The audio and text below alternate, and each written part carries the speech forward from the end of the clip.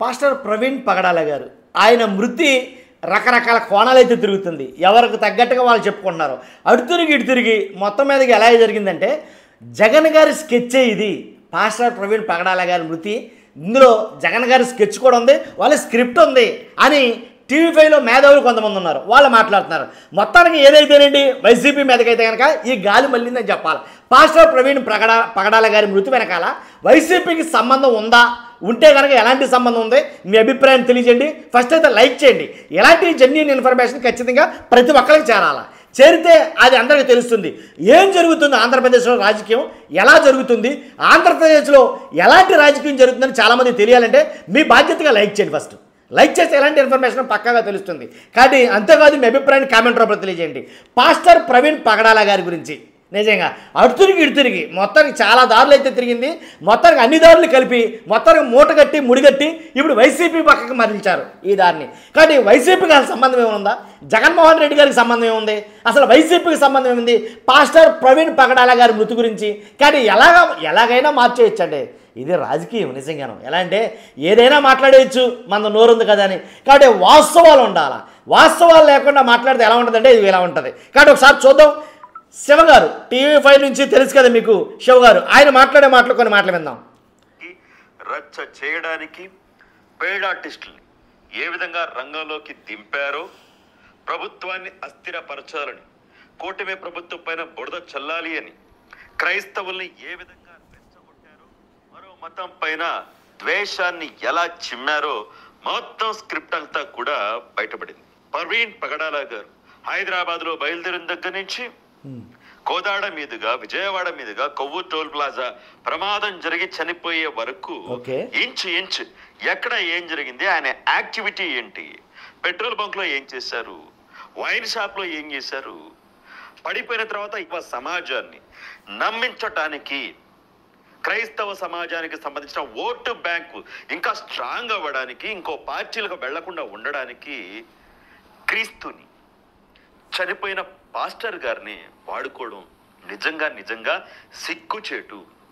ఎవరు మతాల్ని రాజకీయం కోసం వాడుతా వైసీపీ పార్టీ అంట పాస్టర్ ప్రవీణ్ పగడాల గారి మరణాన్ని కూడా వాడేసుకుంటుందంట. అంతేకాదు క్రీస్తుని వాడుకుంటుంది, క్రైస్తవ సమాజాన్ని వాడుకుంటుంది, వాళ్ళ ఓటు బ్యాంకు కోసం ఎలాంటి రాజకీయం చేస్తుందని చెప్పేసి టీవీ5 శివ గారు చెప్తున్నారు.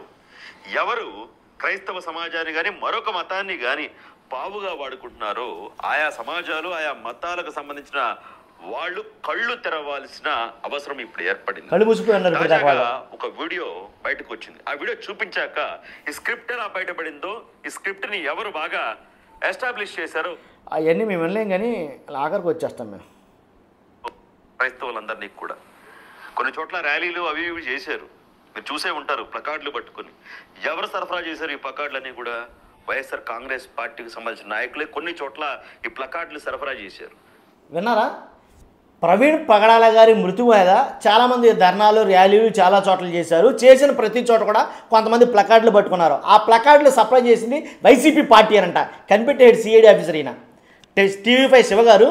అది ప్లకార్డులన్నీ కూడా సరఫరా చేసింది వైసీపీ పార్టీ అనంట. తర్వాత ఏదైతే ఒకవేళ క్యాండిల్ ర్యాలీ చేస్తుంటే కనుక ఆ క్యాండిల్ సప్లై చేసింది కూడా వైసీపీ పార్టీకే, అందులో జగన్మోహన్ రెడ్డి గారే, దాంట్లో ఎలాంటి డౌట్ లేదు.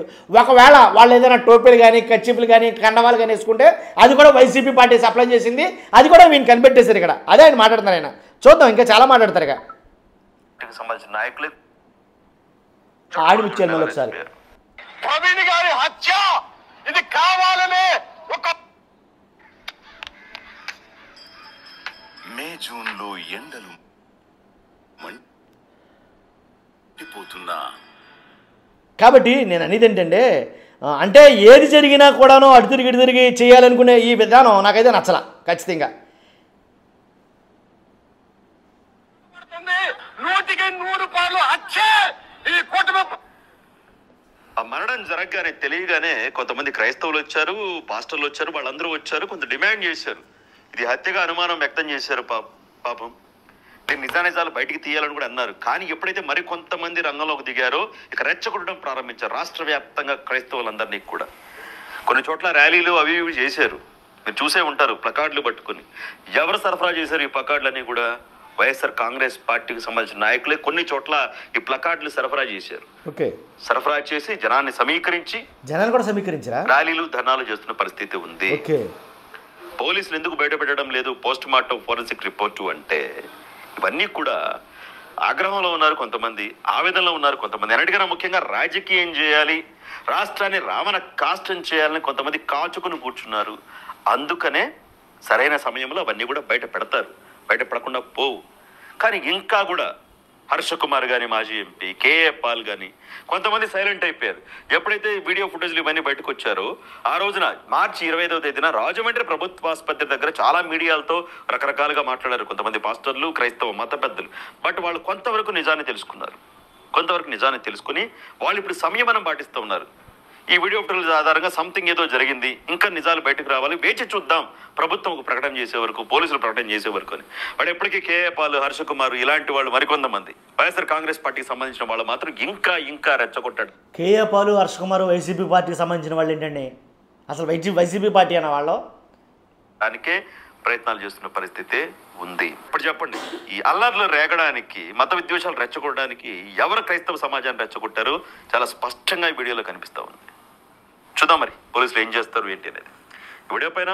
కాబట్టి టీవీ5 శివ గారు తేల్చేశారండి. ఎలా అంటే దీనికి అంతటికి పాస్టర్ ప్రవీణ్ ప్రకటాల గారి మృతి అంతటి కారణం, అలాగే తర్వాత జరిగిన పరిణామాలకి, అలాగే జరిగిన ర్యాలీలకి, జరిగిన ధర్నాలకి అన్నిటికీ ముఖ్యం కర్త కర్మ క్రియ ఎవరైనా ఉన్నారంటే కనుక అది వైసీపీ పార్టీయే. ఈయన తెగ చెప్పేశాడు ఈయన. కాబట్టి మొత్తానికి ఏదో రకంగా వైసీపీ పార్టీని ఈ రకంగా కూడా వాడేశారేమో నాకు అనిపించింది. కాబట్టి యాక్చువల్గా ఓటు బ్యాంక్ కోసం వైసీపీ వాడటం మాట దేవుడికి, కానీ టీవీ5 శివ గారు మాత్రం వైసీపీ పార్టీని ఈ రకంగా వాడేశారని చెప్పేసి నాకు చాలా బాగా అనిపించింది వాస్తవానికి. కానీ ఇదండి ప్రవీణ్ పగడాల గారి మరణం వెనక ఒకటి కాదు ఏంటి, ఎన్ని రకాలైనటువంటి అనుమానాలు వచ్చాయి, ఎన్ని రకాల ప్రశ్నలు వచ్చాయి, వాటన్నిటినీ తెరదించుతూ ఎలాంటి అంటే దాన్ని రాజకీయంగా కూడా వాడేయచ్చు, రాజకీయంగా కూడా దాన్ని పొలమొచ్చు అనే అంశం నిజంగా తెర మీదకి వచ్చింది చూశారు. నిజంగా దానికైతే హ్యాట్సాప్ చెప్పాలా. కాబట్టి ఏ పార్టీ అయినప్పటికీ అంటే మరణాన్ని కూడా రాజకీయంగా మార్చేయచ్చు అని వీళ్ళని చూస్తే అర్థమవుతుందేమో. కానీ వాస్తవం ఏదనేది ప్రజలందరూ తెలుసు. మాట్లాడే శివగారు కానీ నేను కానీ ఎవరైనా చెప్పను అసలు నిజాలన్నీ ప్రజలకు తెలుసు. కాబట్టి వాళ్ళు విజ్ఞత కలిగిన వాళ్ళు ఏం జరిగి ఉంటుందో ఊహించగలరు. కానీ మీరు నేను చెప్పినంత మాత్రాన అది నిజమైపోదు, అబద్ధం నిజమైపోదు, నిజం అబద్ధం అయిపోదు. అదే నేను చెప్పాలనుకుంది. చూస్తున్న మీరు అందరూ కూడా ఫస్ట్ మీ అభిప్రాయం తెలియజేయండి. ఏంటంటే ఒకటి, పాస్టర్ ప్రవీణ్ పగడాల గారు ఏంటి ఆయన మృతి వెనక వైఎస్ఆర్సీపీ పార్టీ ఉందా? వైసీపీ పార్టీయే ఏదైతే బ్యానర్లు కానీ, అలాగే జెండాలు కానీ, అలాగే ప్లకార్డులు కానీ సప్లై చేసింది వైసీపీ పార్టీనేనా? టీవీ5 శివ గారు చెప్పినట్టు లేదు, దీని వెనకుండి నడిపించింది కర్త కర్మక్రియ జగన్మోహన్ రెడ్డి గారా ఏంటనేది మీ అభిప్రాయం తెలియజేయండి. చూస్తున్న మీరు అందరూ కూడా ఫస్ట్ లైక్ చేయండి, పక్కాగా మీ అభిప్రాయాన్ని కామెంట్ రూపంలో తెలియజేయండి. కొత్తగా మన ఛానల్ చూస్తే థ్యాంక్ యూ వెరీ మచ్.